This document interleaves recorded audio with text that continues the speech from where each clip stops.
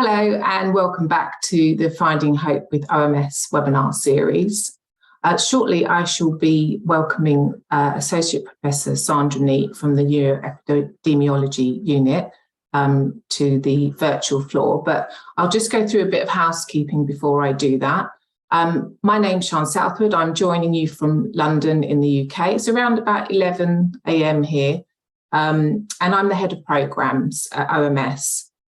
Just to note to say that the session is being recorded, and we will also make the recording available via the link. You'll automatically get that email, which will link you back to the website. Also, you'll be able to access a copy of Professor Sandra's presentation, so that will also be made available to you. You'll note that because this is a Zoom webinar, there isn't an audio or video component for our participants, but please do feel free to submit your questions at the bottom of the screen, and hopefully we'll be able to get through some of those towards the end of the session. We'll also be covering off some of those questions that have been posted ahead of today. If you are experiencing any technical glitches, we just suggest that you log out and log back in again, and using a Chrome browser seems to be the best way. We tried to make the webinar as accessible as possible. There are some subtitles at the bottom of your screen. You are able to turn them off by pressing on the three dots. Also, as you exit the webinar, there will of course be a survey, and we'd love to hear your feedback. It really helps us to shape future topics, and it's really interesting to hear what you would like to hear more about. So we'll be running the webinar for approximately an hour, and we'll, like I said, we will have some time at the end of the session to go through some questions and answers with Sandra. And I should say that Sandra has said it's okay for me to refer to her as Sandra through the webinar. So without further ado, I'd love to welcome Sandra to the stage. Thank you very much, Sian, for that very warm welcome, and it's a pleasure to be here this evening Melbourne time and this morning UK time. And what time is it there tonight, Sandra? It's 8 PM at the moment. Not too late, but we're very grateful to have you. No, I'm very grateful to be here. Thank you very much. Well, I'll leave the floor to you, and I'll obviously pop back up later, and we'll go through some questions and answers, and a very warm welcome from all of us at OMS and obviously the participants of the webinar. Thank you very much. Thank you, Sian. I'll just start to share my screen because I have a talk prepared, and hopefully this will all go smoothly. There it is. That's terrific. So that's a great start. And as I said, hello to everybody from around the world. I just clicked on the Q&A and saw there's two people from Australia, the first two mentioned, so that's fabulous to see, and I hope there's people from all around the world. And I'm very grateful to be here today. I have had a long relationship with the Overcoming MS charity, and today they've invited me to speak about lifestyle modification and its impact on MS outcomes. I'm Sandra Neate, as Sian has said, and I'm from the Neuroepidemiology Unit at the University of Melbourne here in Victoria, Australia. Now I'm going to have a little bit of trouble. There we go. I've been advised by the university that I just have to flash this slide up, which is a copyright of my talk. The University of Melbourne's very strict about those things. Can I introduce to you the University of Melbourne's Neuroepidemiology Unit team? This photo was taken at our Christmas party last year, the first time we had an opportunity to get together for about 2 years of COVID. As you probably know, the lockdowns in Melbourne were quite severe. And we have 8 people standing here, but in fact, there's really only 5 of us who form the regular team. That's 1, 2, 3, 4, 5. The other 3 people in the photo being our students at the time. And I show that photo just to demonstrate that we are quite a small team. We come from very varied backgrounds. My background is one of clinical emergency medicine. I was a specialist in emergency medicine for 20 years and a clinical doctor for 30 years before I joined the Neuroepidemiology Unit in 2015, which was quite a career move for me and quite an unusual background for an academic in epidemiology. You've probably all heard the word epidemiology quite a bit through the pandemic, and it's the study of population health, really, and things that affect populations rather than individuals. And our team is made up of people with a variety of skills. We have an epidemiologist and statistician, a neuroscientist, and lots of varied skills, but a small team producing a lot of research, which is, I hope, having quite an impact in the health literature. The Neuroepidemiology Unit was set up in the Melbourne School of Population Health in the Faculty of Medicine in 2015 by Professor George Jelinek. And he stepped down in 2019 when he retired, and I took over as head at that point. Over the time, and probably preceding that 2015 date by a little bit, we have published, the team in the Neuroepidemiology Unit, or the NEU as we call it, over 40 peer-reviewed publications from our flagship holism study. Now, I'm going to talk a little bit about the holism study, and many of you may actually be participants in the holism study, so you'll know a good deal about that.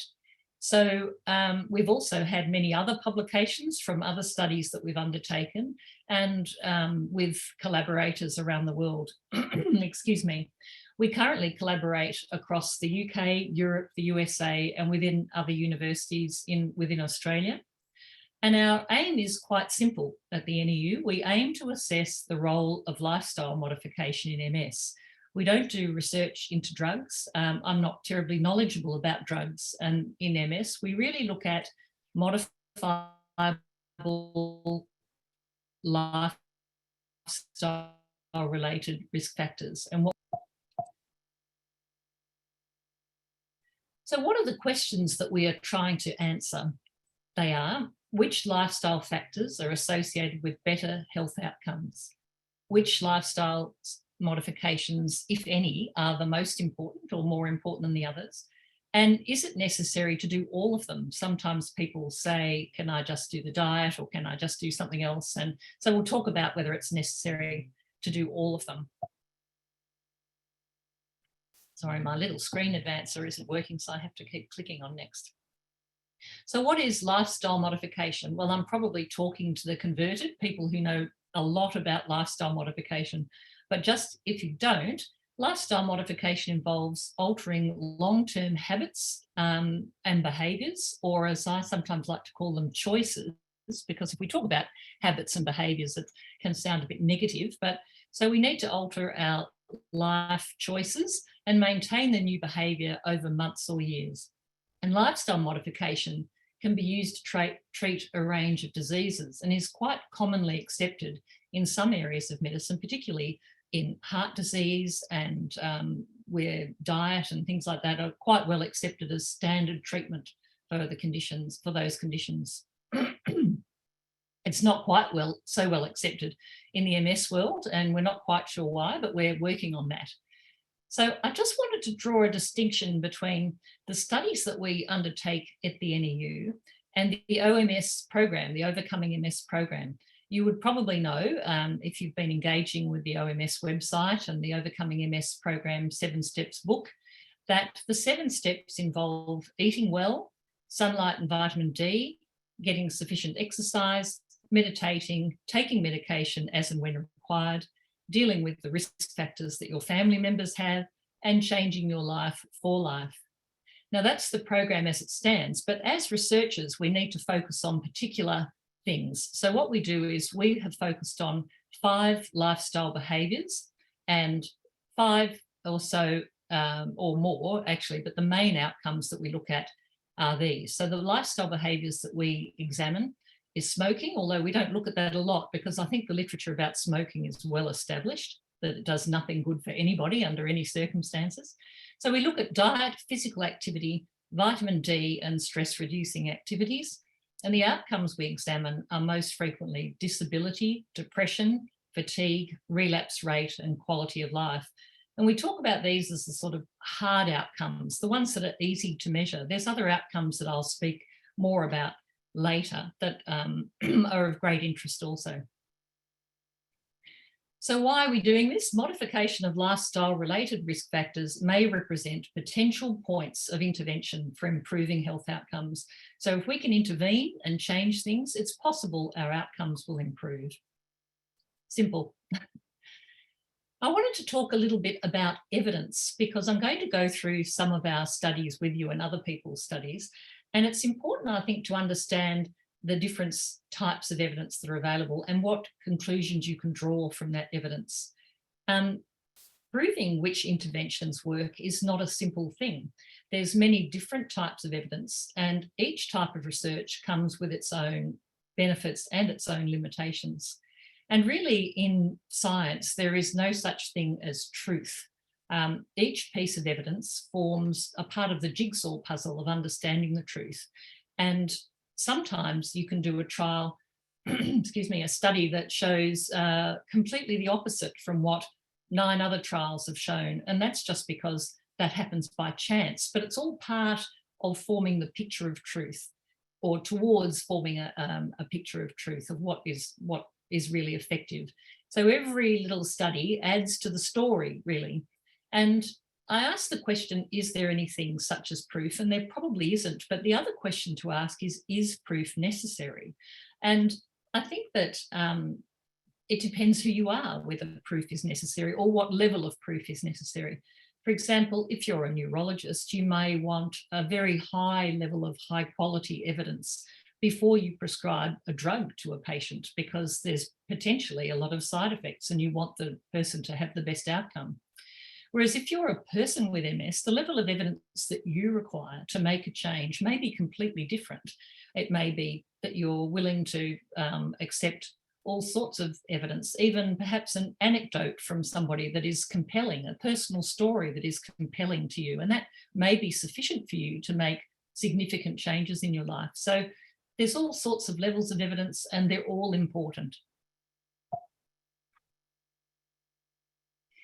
I just want to go briefly through a couple of types of studies that we refer to, just so there's an understanding of the evidence that I'm going to show you.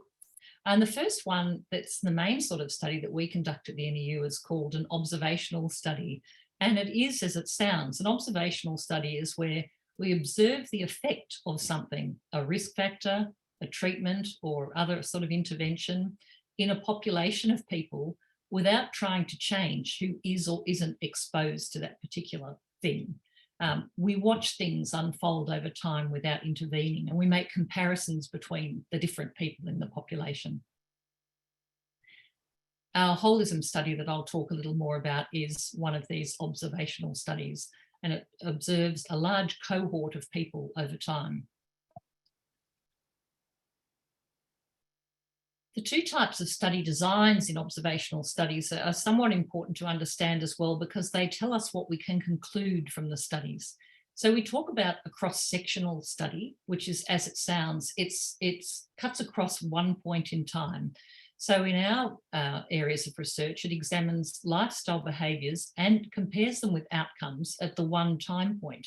So it's like a snapshot and so we're talking perhaps about this level of physical activity is associated with this level of depression, but we can't determine cause. We can't tell whether the physical activity determines the depression or the depression determines the physical activity. It could be working in either direction. We've just identified an association. On the other hand, a longitudinal study where we examine the lifestyle and the outcomes over time gives us more information about how the lifestyle behaviour affects the rate of an outcome. So we can be more confident of the causal relationship, in which direction it moves. So if we look at physical activity and then we look at depression at one time point, the second time point, the third time point, and they're all showing the same thing, a similar trend, we can be more confident that this is causing that. We talk about a prospective analysis, and that's what looks at a behaviour at one point and what happens into the future. So it's giving us a more reliable sort of evidence. The other type of study that you'll often hear about is an experimental study, where the researchers introduce an intervention and study the effects on the population. So the intervention that you most commonly hear about will be a drug. So in these experimental studies, the patients are generally randomized. Some get the drug, some don't. They're in the control group. And the subjects are grouped by chance, and then the effects of the drug are followed, the effects on the patients are followed over time. So there are strengths and weaknesses to all forms of evidence, and it depends really on the question being asked. Observational studies are actually the only way to answer certain questions. For example, if we're looking at the effect of smoking in MS, it would be unethical of us to design a randomized controlled trial and make some people smoke and some people not. So when it comes to things such as smoking, we have to adopt an observational study trial. These observational studies are often open to dispute for the reasons I've described. It's hard to determine cause, and they're open to what we call confounding biases, meaning that there might be physical activity and depression, but in the background there might be many other things that are influencing those things, like alcohol intake or disability, and so it might be having influences that we have to account for.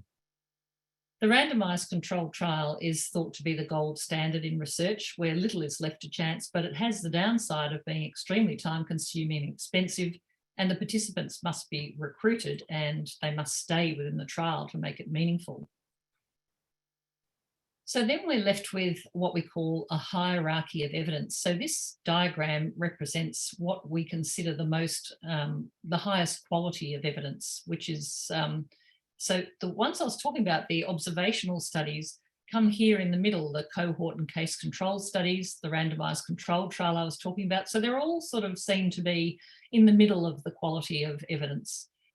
Up the top here, we have systematic reviews and meta-analyses. And what these are is the bringing together of multiple pieces of research and examining the whole lot together to see if there's any findings that are consistent across all those studies. And we've recently conducted a systematic review, interestingly, on smoking and MS, and found very strong associations with depression and anxiety related to smoking across many studies. Interestingly, down the bottom here, the green area, which is sort of looked down upon a little bit perhaps, is expert opinion and background information. But I'd like to say that I think there's a lot of very valuable information that can be obtained in this sort of area of research. I'll talk to you a little later about some qualitative research that we do, which is interviewing people and talking to them about their experiences. And I believe some of the most valuable information we've obtained comes from this sort of research. So as I said, every type of research has its pros and cons. I want to talk to you a little bit about the holism study. As I said, you may have heard of this. Many of you may be participants. It began in 2012, and we've been following people since that time up to 7.5 years later. We stopped following people after that time because the numbers had dwindled to make our findings difficult to become of significance. It's a very important study in the health literature. Due to its longitudinal nature, you find very few observational studies of MS-related health outcomes and behaviours that go for 7.5 years. And it's a very important study. So let's have a look at some of the literature. I'll start by talking about diet because most people find that very interesting and important. And I just want to talk first of all about what constitutes a healthy diet, because I'm going to be talking about a healthy diet and a high quality diet. And there's many ways of defining and measuring diet. And in our questionnaire, in that holism questionnaire, and in many studies around the world, we use the diet habits questionnaire, but there are others. And it's a list of many questions about what you eat and what you don't eat and how often. And it comes up with a score out of 100. And if you get a score over 80, you are said to have a very high quality diet. Specifically, it is a diet that's high in fruit and vegetables, grains and pulses, as you probably all know, high in polyunsaturated fatty acids from either plant or fish, low in dairy and meat and other saturated fats, and low in processed foods, sugars, and empty calories. So I'm going to show you a little bit of the research. I'm sorry that this looks a little bit overwhelming, but I've tried to simplify it. On the left, I just have the conclusion of all these trials. We're looking at diet with respect to disability, fatigue, and relapse. And what I've done is I've put in a red box the studies that have come from the NEU, just to show you the ones that we've done. But we've also included other studies just to show that other people are doing similar work and finding similar results. So we're all adding to that picture and validating each other's work. And as you can see in the results, really there's a very strong message here that better diet quality is associated with less disability progression. There's a couple of studies here that, as I pointed out, they're prospective studies, meaning that the people have been followed not just at one time point, like the cross-sectional studies, but over time, 2.5 years and 7.5 years. These are studies done by Steve Simpson-Yap, the young gentleman in the first photo, the whole team, but he's our expert statistician. And we've looked here at the same fatigue in the same way. And I'll just talk to you here. We found that there was an association right through in our prospective studies with better quality diet and disability. And there were associations with relapse rate and fatigue, but only seen in these cross-sectional studies. We didn't find anything in the prospective studies. I think this is an extremely important study. It's actually yet to be published, but it's being written at the moment. But this one here is being published. And I just want to look at that in slightly greater detail. So diet and disability over time. Now, I just want to clarify that when we talk about disability over time, we're talking about rates of increase in disability, because left unmanaged, people with MS will generally develop disability over time. So what we're describing here is the differences in the rate of increase in disability. We're not describing here anyone who has decreased in their level of disability. It's just a slowing of the rate of increase, but still a very significant thing. So when we examined the diet at baseline, so the very first survey that everyone filled out, and the risk of having increased disability 7.5 years later, a significant amount of time later, a high quality diet showed a substantially decreased risk of increasing disability. I'm sorry if that's a bit difficult to understand. And if you're in the top half of the diet quality, you had a third less risk of having an increase in your disability over that time. Meat and dairy consumption absolutely stood out and had double the risk of increasing disability over that 7.5 years. And this is just talking about your diet at baseline, what you were doing at baseline without us examining anything else in the intervening 7.5 years. But then we did go on to look at, excuse me, what happened if you changed your diet quality over a 2.5 year period. For those who were started off with a high quality diet but decreased their diet quality, there was a greater than twofold increase in disability. For those who stopped having high diet quality altogether, so they didn't just decrease their diet quality, they went down to a poor diet quality, there was a 42% greater increase in their rate of disability. But the good news is that those who started to have a high quality diet or continued to have a high quality diet, there was, and I say this, it's a little complex to understand, inverse trends with increasing disability, meaning there was less increasing disability. Sometimes the terminology gets complex. So what about diet and quality of life and depression?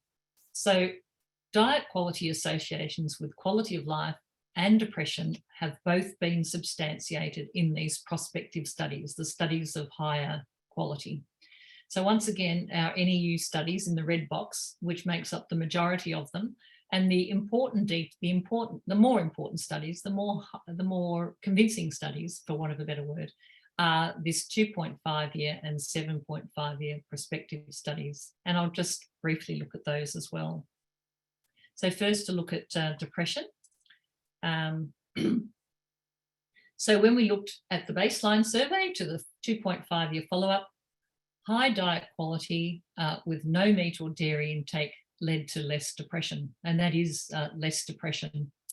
So that was a very strong finding. Along with that finding, we also found that vitamin D supplementation, omega-3 supplementation, regular exercise and meditation also contributed to less depression 2.5 years later. So most, if not all, of the lifestyle behaviours contributing to decreased depression and quality of life. And we talk about, sorry, I'll go on to quality of life. The quality of life one was conducted up to 7.5 years review, and very convincing again, baseline to 7.5, baseline high quality diet, better physical quality of life. They divided quality of life into physical and mental quality of life. And we talk about quality of life, it's quite a diffuse term, but I think it's probably fairly self-explanatory what quality of life means. It's really your day-to-day experience of your life, and in some ways that's possibly more important than anything else. But so baseline high diet quality, better physical quality of life, baseline meat consumption, lower physical quality of life, baseline dairy consumption, lower physical and mental quality of life. So quite compelling evidence, I think, for a high quality diet. What about sticking to a diet? We've conducted 2 studies that have looked at sticking with an MS specific diet. Now, some of these are named MS diets, like the Swank diet, the OMS diet, the Wiles diet, etc. So one of our studies found that looking at diet quality, found that there was improved diet quality if you followed any MS specific diet. So you ended up with an overall higher diet quality following an MS specific diet, and we know what high diet quality means in terms of your outcomes. But adherence to the OMS diet, the diet that is described as a plant-based whole food diet plus or minus seafood, gives the highest diet quality. So as I said, we know what high diet quality means, and this is what that following an MS specific diet may lead to. We looked at whether following an MS specific diet led to improved health outcomes. This is not yet published, but is being written up. That persistent adherence to the OMS diet led to lower fatigue, disability and depression than both non-adherence and ceased adherence to the diet. So your ability to stick with the diet is a very important thing. I include this slide to talk a little bit about the future directions of the NEU, because the UK MS Registered Diet Study is one that we're about to begin. It's a collaboration between our wonderful colleagues in the UK at the University of Swansea, Imperial College London and Oxford Brookes University.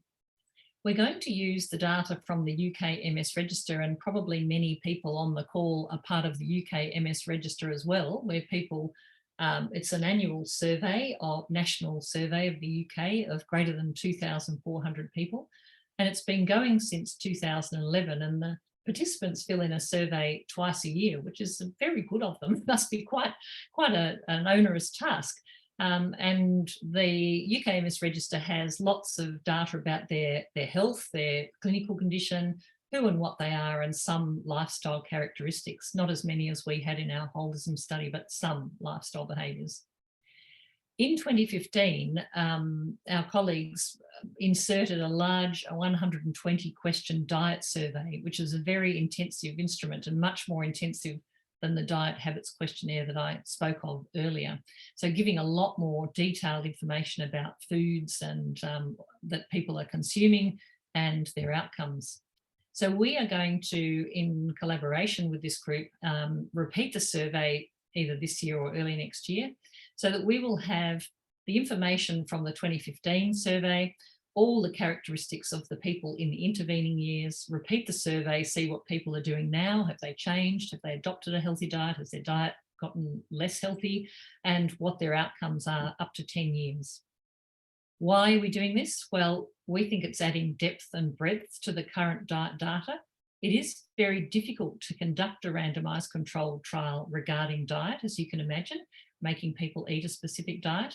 But we think there is potential there for some sort of intervention that we could perform based on the information that we received from this study to try and conduct an RCT, a randomized controlled trial, at some point in the future, to try and increase the level of evidence yet again.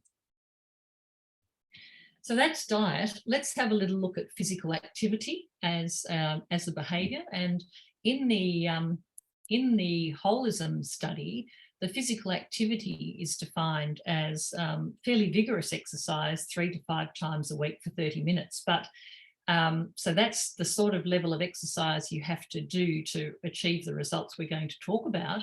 But that's not to say that that's the only level of exercise that's beneficial. Any exercise is good exercise, but we have to define it somehow for these studies. We have to have a tool, and we have to have, you know, measures and things like that so that it's consistent across the research. Excuse me again. So please don't get the wrong message that, that it has to be extreme exercise. Any exercise is good. But the evidence about exercise is quite strong. Once again, the NEU studies in the red box, the prospective study in red print, and multiple cross-sectional studies have shown that greater physical activity is associated with less disability. It's probably, this is some of the detail that you don't really need to read. But one prospective cohort study substantiates this, finding lower disability associated with greater physical activity. I think that's a pretty strong message these days about physical activity and disability, and a very important one to keep in mind. What about physical activity and relapse? 2 cross-sectional studies evaluating relapse as an outcome. Both show greater physical activity associated with reduced relapse, but both cross-sectional studies and nothing prospective. But there's still evidence, you know, there's still important information. What about vitamin D? That's the next behaviour, the next lifestyle modification that we can examine. And we examine supplementation of vitamin D. It's quite difficult. We do measure sun exposure in the holism study, but it's quite difficult and unreliable. But so the funny thing about the vitamin D research is that it took a while to get going. And by the time it got going, a lot of people with MS were supplementing with vitamin D. So the results have been a little difficult to interpret. And we think that's because it's possibly due to latitude. We know there's a latitude gradient with MS. The people who are in sunnier areas have less MS. And that for a long time, people weren't measuring vitamin D. They didn't think it was important. And then people began to supplement. So by the time we started to measure, people with MS already had higher levels than the average population. But we have got one prospective study here showing that less disability with increasing vitamin D. Vitamin D and relapse, excuse me, most prospective studies show a beneficial relationship between vitamin D, increasing vitamin D levels, and reduced relapse rate. And 2 of these are prospective studies, both by Steve, showing the strong relationship between vitamin D and relapse. Stress-reducing activities. In the OMS program, we talk mainly about meditation, but we include other stress-reducing activities as well in our examination, like mind-body activities, physical activity we sometimes include in stress-reducing. But in this study, it was one of our prospective holism papers that looked at stress-reducing activities over a 5-year period. And the most worthwhile result, or the most compelling result, was that meditation over that period resulted in reduced depression, increased feelings of mastery. I'll talk a little bit about mastery more, but it's later, but it's about the feeling of that one's life is under one's own control and not controlled by external forces, feelings of empowerment, that sort of thing. And the interesting finding was that those who were meditating even as little as once weekly for 20 minutes were still experiencing a benefit. So, I mean, I think you can take a lot home from that study. It's a prospective study. Stress-reducing activities are useful, particularly in reducing depression. So what does it all mean? Well, the message is fairly simple in a way. The diet studies, the diet data, the diet research is quite compelling. A high quality diet is associated with improved health outcomes, disability, fatigue, depression, and sometimes relapse rate. Relapse rate is a difficult measure because it's about self-reporting and recall, as all of these things are, but it's not quite as reliable as the other measures. Vitamin D supplementation, non-smoking, physical activity and stress-reducing activities, that is the other 4 behaviours other than diet, are all associated with improved outcomes also. And when you look at it the other way around, what about the health outcomes? Quality of life, disability, fatigue, depression and relapse rate are all affected by some, if not all, of the behaviours in these large populations. So up to this point, we've been looking at individual lifestyle behaviours, diet, smoking, vitamin D, etc. What happens if you put them all together? So we have developed another study called the STOP MS study, which is the study of people attending an MS retreat. And this looks at a whole of lifestyle approach. We have conducted a large group of people over the years, a large group of different people, residential workshops, 5-day residential group workshops promoting the OMS program, and these commenced back in 2002. But we specifically studied 6 workshops. We followed a lot of people, but these particular 6 workshops that ran between March 2012 and May 2013, we had a lot of detailed data from, rather than just some quality of life data. So we followed those participants at 1 year and 3 years after their attendance at the retreat or the workshop. And the findings were very important, because we're looking at the whole of lifestyle approach, and we're looking at whether people can maintain that approach over time. So what we found was that after attending the workshop, there was, the participants reported overall an improved physical and mental quality of life, a small decrease in their disability. Now, this is the only study where there's actually been an actual decrease in disability, not just that rate of increase that I was referring to, but a real decrease. It was small and not statistically significant, not clinically significant, we thought, but it was still there.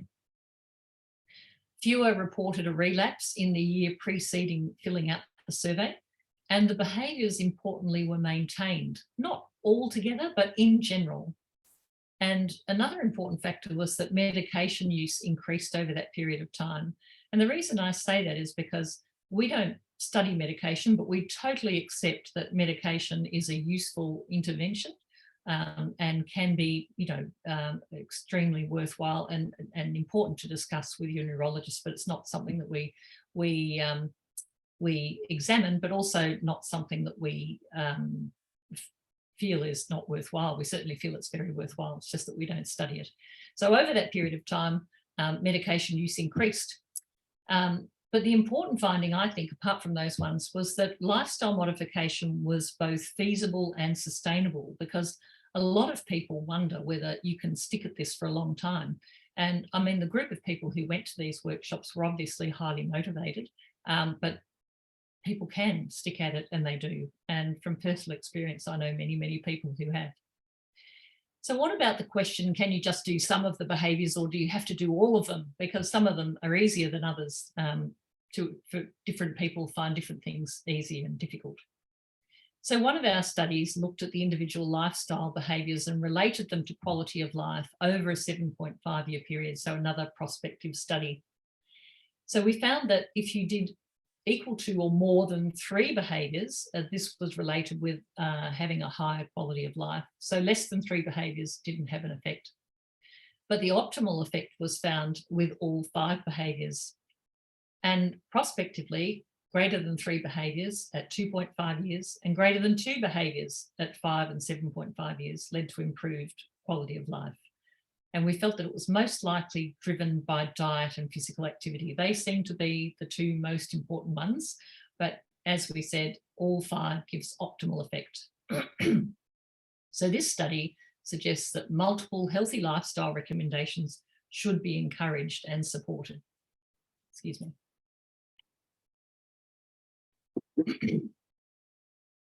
What about MS type? It's quite unusual, and I'm sure many people with progressive MS will agree, to see research that is specifically about progressive MS. And this is one study, and only one, I'm afraid, but one study where the NEU collaborated with the Accelerated Cure Project for Multiple Sclerosis in the USA, using another large population, the iConquer MS database of about 1,100 people. We looked at diet, supplements, wellness activities, which included mind and mind-body activities, and physical activity, and related them to quality of life. This was a cross-sectional study. For people with progressive MS, and diet was measured differently in this study. So I've just termed it various healthy diets or various high-quality diets. They were classified as low carbohydrate diet, anti-inflammatory diet. They were classified slightly differently, but sticking to a healthy diet resulted in better mental and physical quality of life. But I think more importantly, physical activity was clearly associated with better cognitive function, mobility, less depression and fatigue. In people with relapsing remitting MS, wellness activities were associated with improved cognitive function, social participation, and once again, physical activity had a great impact. Higher mobility, positive mood, meaning less depression, social satisfaction, lower anxiety, depression and fatigue, and improved sleep. What about other outcomes? I said we often look at those hard outcomes, disability, fatigue, relapse rate, depression. What about other outcomes and other types of studies? The NEU sort of prides itself really on looking at some less common outcomes and using some less common study types. The outcomes that we've looked at to include mastery, as I said before, the extent to which an individual perceives their life circumstances as being under their own control. Engagement, that is the value of participation and the sense of belonging. And study types, I briefly mentioned our qualitative work where we look at interviews, we conduct interviews talking to people directly about their experiences of MS and lifestyle modification, and another study where we've analysed some written answers from the holism study. And the other slightly more uncommon way of approaching things that I wanted to describe to you was through personal experience and collective experience. Mastery, our paper on mastery, which was a prospective study over 2.5 years, found that those with the highest level of mastery had less depression, less fatigue, and 77% of people with the highest level of mastery had severe disability. Now you can see that, this part was the cross-sectional analysis. So this is where we can see that perhaps the people with severe disability had a lower feeling of mastery rather than their mastery level causing their disability. So that was probably one of those instances of what we call reverse causality. But in the prospective study, we found that those in the top half of mastery had 70% less depression. So if you felt a sense of control, you felt less depressed. And we know that all the lifestyle modification behaviours that we've talked about through various other studies we've conducted lead to a sense of control. So lifestyle modification through mastery also may lead to less depression. Engagement, I really liked this study. It was a cross-sectional study, not a prospective study, but it was from the holism database. It looked at engagement with MS resources, and they were either having attended an OMS residential workshop, engaging with the Overcoming MS book, or engaging with websites such as the Overcoming MS charity, etc., and other MS-related websites. So all you had to do was engage with one of those activities, and you had improved quality of life and lower rates of depression and fatigue. For the people who had attended a workshop, their rate of depression was half that of the whole sample. Once again, there might be many reasons for that. For those people who didn't engage with any of the three things, there was 3 times the level of fatigue, 10 times the level of depression, and lower physical and mental quality of life. So the interesting message from this, I think, that is engagement or developing a community or developing networks or engaging with material about the illness that you have promotes good outcomes in and of itself. Just briefly, our qualitative studies, just as an example, I've shown you a study that we conducted on the free text responses in our baseline holism survey regarding people's thoughts about lifestyle modification. We just said, do you have any other comments you'd like to make? And there were hundreds of comments from people about all sorts of different things. So what we did was we looked at all those comments and we found themes that arose from all those written comments. And they were very interesting themes. And this is what I was saying before about how this sort of research, even though it would come down on the bottom level of that hierarchy of evidence, still tells us, I think, really amazing things. And it's the research that I'm best at and that I enjoy the most and get the most out of. The themes that arose from that study of that one question were practical challenges about lifestyle modification, physical and psychological barriers to adoption. And we talk very positively all the time about lifestyle modification, all the benefits, but the reality is, of course, to those of us and you who try to adopt lifestyle modifications, sometimes not easy, and that there's many challenges and barriers, but equally there are enablers of change, things that helped us change, and many people reported some outcomes that they had experienced. So an example of the practical challenges is the first quote you can see there, where the person says, I'm a firm believer in lifestyle change and dietary change. However, I've found it a bit hard to implement, something that we can probably all identify with. A bit contradictory, I know. With 3 young kids, I do seem to still put myself last, a very common expression. Despite my illness, there is never enough time in the day. So someone who feels strongly about it, but still the practicalities of life get in the way, and we can all sympathise with that. In terms of an experienced outcome, one of the participants wrote, I wouldn't be as determined an individual as I am if I hadn't been told of my diagnosis or experienced these symptoms. I can say that I would never have achieved what I have without them. So someone who has found that having MS and making the changes and adopting lifestyle modification has led to some beneficial effects on them as an individual. We heard some amazing things. It's always amazing to hear what people have got to say. Just to speak briefly of my own personal experience, talking really about the OMS, what we used to call the OMS retreats or workshops that we've been conducting over 20 years, both in Australia, New Zealand, Europe and the UK. And this is one of the places that one of the retreats was conducted in the UK that I was obviously unfortunate enough not to attend. We have all the facilitators of these retreats and workshops who come from all over the world have met hundreds of participants, and we've seen those participants develop strong networks with each other. They form social media groups, they have reunions. One group in particular, the UK group, had a reunion every year until COVID put an end to that. And I and we, the other facilitators, have watched people over these years self-manage their MS, develop their own expertise, and frequently remain well. And just you can spend your life developing evidence about lifestyle modification and MS health outcomes. And when you meet the people who are doing it, it's a very different experience. It's a wonderful experience. So we've seen a lot of people with some very positive outcomes.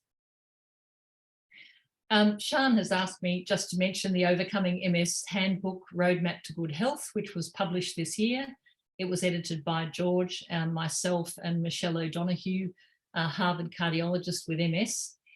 The reason we did this really was we wanted to produce a book for people with MS, written by people with MS who'd been on the lifestyle program, who had a long experience of lifestyle modification, and but were also experts in the topic about which they wrote.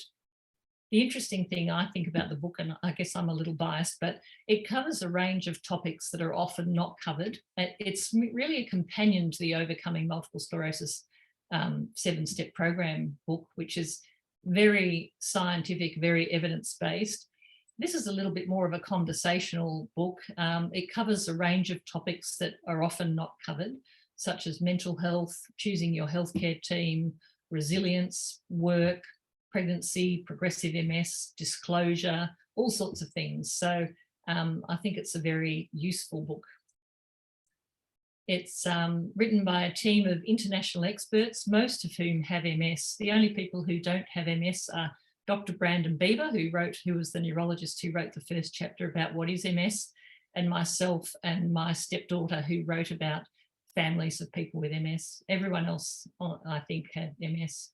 And everyone has their own particular expertise and experience. So, for example, we had a chef with MS write about diet, psychiatrist with MS write about mental health, psychologist with MS write about resilience, and so on. Every chapter is associated with a personal story from a different person, each of whom have MS, talking about their own particular struggles and challenges and wins, etc. Very inspiring stories. So what are we aiming for in the NEU? Well, interestingly, I think we're aiming for exactly the same thing that Overcoming MS is hoping for or aiming for. We're trying to build a picture of what lifestyle modification can do in MS. And by doing that, we hope to help people with MS find confidence and empowerment through the knowledge they've gained. We hope to provide people with MS with the tools to self-manage, because the principles are fairly simple. The practicalities may not be so simple, but the tools are there. And we hope that people will live with hope based on the evidence that we've provided. Thank you.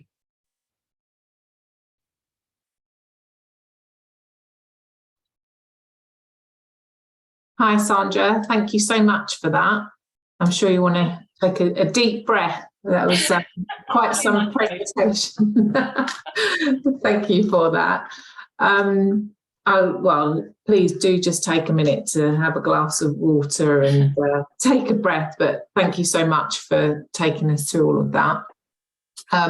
You won't be surprised to hear that we've had quite a few questions coming through. So perhaps if we can just spend the next 10 minutes trying to get through as many as we can, but obviously appreciate that you've been talking for nearly an hour, so I'm sure you want to just take a minute. That's okay. I'm happy to continue. Thank you very much, Sean. Okay, we actually had quite a funny question just to lighten the situation, asking about your puppy, but we'll maybe come back to that. Oh, always happy to talk about the puppies.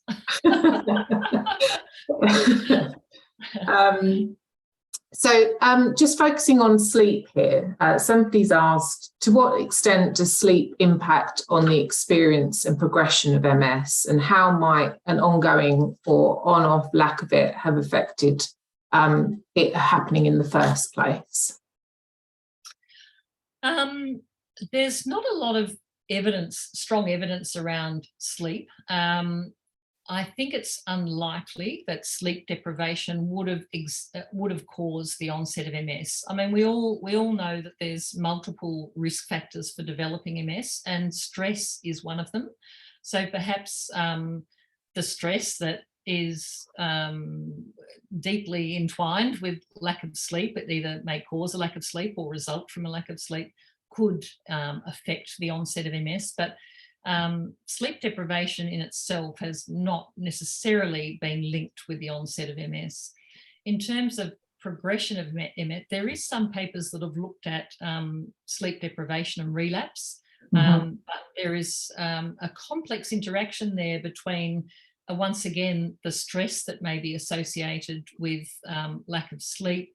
And is it the stress that's causing the relapse, or is the person in the middle of the relapse when they're reflecting on their lack of sleep? So there is a study or two that shows that there's some association with sleep deprivation and relapse, but not strong evidence. In terms of MS progression, worsening of disability, I don't think there's any evidence. Worsening of symptoms on a daily basis, you could understand why that might happen. Worsening of depression, worsening of fatigue, sleep deprivation. So it's a very important issue. I think I don't feel that it's causing you particular neurological damage as such, but it's good to address the sleep-related issues to maximise your feelings of well-being and to reduce the impact on symptoms. Thank you. Thanks. it's sort of linked, but somebody's asked, has there been any research carried out about the effect of posture, so including when someone sits and sleeps, but also how we walk and the impact that that might have on the symptoms of people living with MS? I think once again, you could sort of see an obvious connection between posture and, people with disability or with walking impairment, things like that, how important it would be to concentrate on your physical state, your balance, having your posture correct to improve your balance and those sorts of things. And I think that would highlight the importance of working with a physical therapist or a physiotherapist to maximise all those things.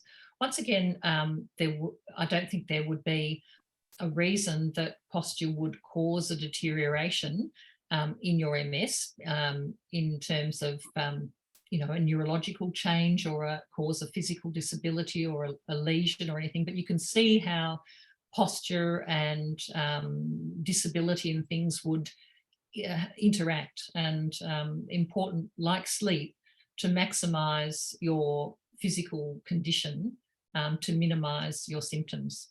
Mm. I can feel myself adjusting my position as you're talking. Posture. Yeah, and I think working from home for everybody has exacerbated all the time we spend sitting and caused many, many problems. Yeah, absolutely.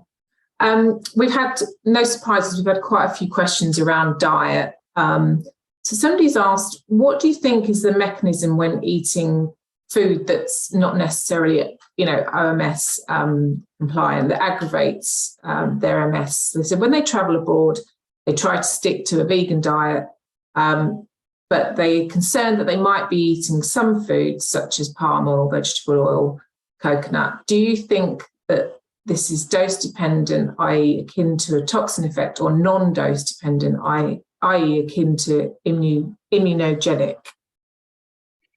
Well, the mechanism of diet in MS is twofold. It's moderates inflammation and it moderates neurodegeneration, and both of these things are over a very long period of time. So it's not a toxic effect of the diet. It's not like you're ingesting a poison that's going to suddenly make you worse. It's a cumulative experience of the diet. Now, Swank found that over a period of time, if you had more than 20 grams of saturated fat, your outcomes were worse, but that was over a long period of time.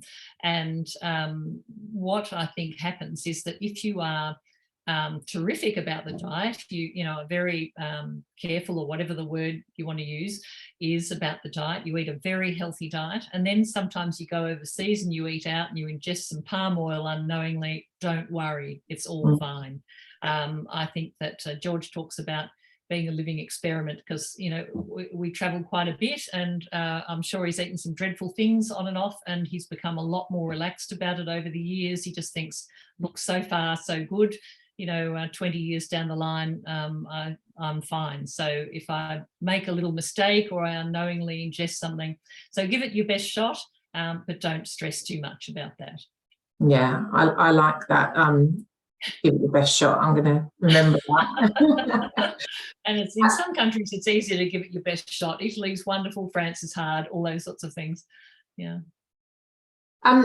Somebody said that they were diagnosed with MS in July this year, and they're saying, is it okay to start the OMS diet literally overnight? Because that's what they've done. So they've had their diagnosis earlier in the year. The answer is yes. There are no downsides to a healthy diet. I think if you might have some cravings for the unhealthy things that you've left behind, but your body will just thank you for taking on a healthy diet. I'm perhaps being a little blasé, but no, there is no downside to starting the diet immediately. And our experience, and I talk about personal experience rather than the evidence, our experience is if you can embrace the change immediately, it tends to be more effective than trying to do it in stages. Right. Thank you.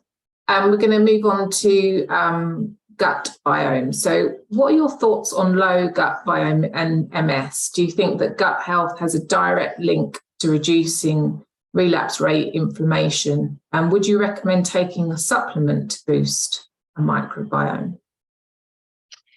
To be perfectly honest, it's not something that we've spent any time researching. I know there's a lot of literature out there, and I have to admit to not being terribly across the gut microbiome. The influence of diet on your gut microbiome is huge. And so if you eat a healthy, well-balanced diet, your gut microbiome tends to be at its healthiest. So I would suggest sticking with a high-quality diet, the OMS diet, or something akin to that. We'll talk about the OMS diet, seeing we're on the OMS website, on the webinar.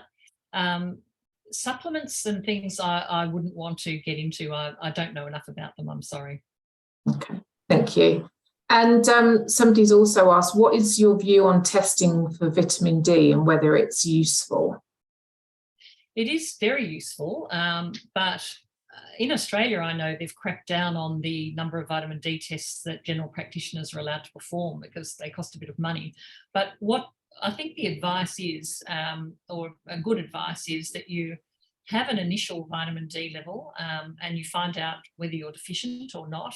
And then there's some fairly useful guidelines or formulas around about how much vitamin D you would need to take, and you can take it in a one-off dose. You don't have to take it slowly, as most people recommend. If you go to your GP, they'll probably say 1,000 units a day, but you can take a big dose one-off and get your levels up high. And then I would recommend a couple of levels in, perhaps 6 months later, a year later, until you're happy that your vitamin D level is stable in a good range. And then you can probably wing it a little more. You know how much you've been taking to maintain it at that level. So wait till you get to the right level, and then you can taper off your measurements. But they are important. It's very important to know what your vitamin D level is, and whether and to supplement until it's in a good range. Okay, thank you. And just one last question. Somebody posted a question before, obviously, the webinar, asking whether disease-modifying drugs are advisable. Is lifestyle enough? Are they right to fear brain atrophy? They are right to fear brain atrophy. Lifestyle modification is one of the most effective ways of avoiding brain atrophy. And there's a lot of research out there around brain atrophy, not only in MS, but in general, in Alzheimer's dementia and all those sorts of degenerative neurological conditions. Degeneration is, neurodegeneration is greatly affected by what we eat. Degeneration of all types in our body is very much a product of Western diet.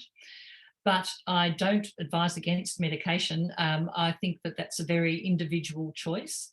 The lifestyle modification is there as a very solid basis. But if you're unwell and you need medication, then you take the medication that you're in consultation with your neurologist. I won't say you take the medication you're advised to take, because there are some drugs with very serious side effects that you want to consider very carefully.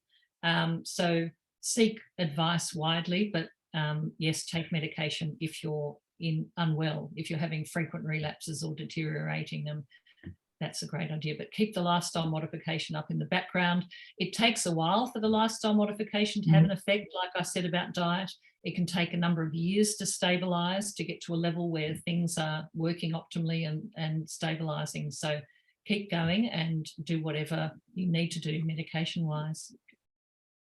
Thank you so much. I mean, it's been an absolute pleasure for me to have you as part of the webinar series. I can see from the amount of people that turned up and also registered for the event, it's going to prove to be very popular. So thank you on behalf of OMS and myself, Sandra. I will also remind people again that your presentation will be available. We'll have that on the website. I just wanted to thank you very much. And also just to remind people that we will be sending out the link that will come to you automatically from Zoom, take you back to where all the recordings of the webinars are and the materials. And also just to say that we will be back next month focusing on mental health. And you can already book for the Ask Aaron webinar in November, our regular webinar presenter. So you can already register for that, and the details for the October session will be available soon. But just thank you very much, Sandra, and hope you have a pleasant evening, and give the puppy a cuddle from all of us. Sure. Thank you. Someone must have seen my post on Facebook. Thank you very much, Sian. It's been a pleasure. I've had a long and wonderful relationship with the charity over many, many years now, and it's lovely to be a part of it. It's rather difficult to pitch research at the right level, and I hope I wasn't neither too complex nor too condescending. So I know there's a lot of very smart people out there who know a lot, and I've spoken to a lot of them, and they're across it all. So I hope it wasn't, I hope it somehow reached the right level. No, absolutely not. Thank you so much again, and we'll speak to you soon. Thanks, Sandra. Thank you very much, Sian. Thank you, Liz. Bye. Thank you. Take care. Bye. Bye.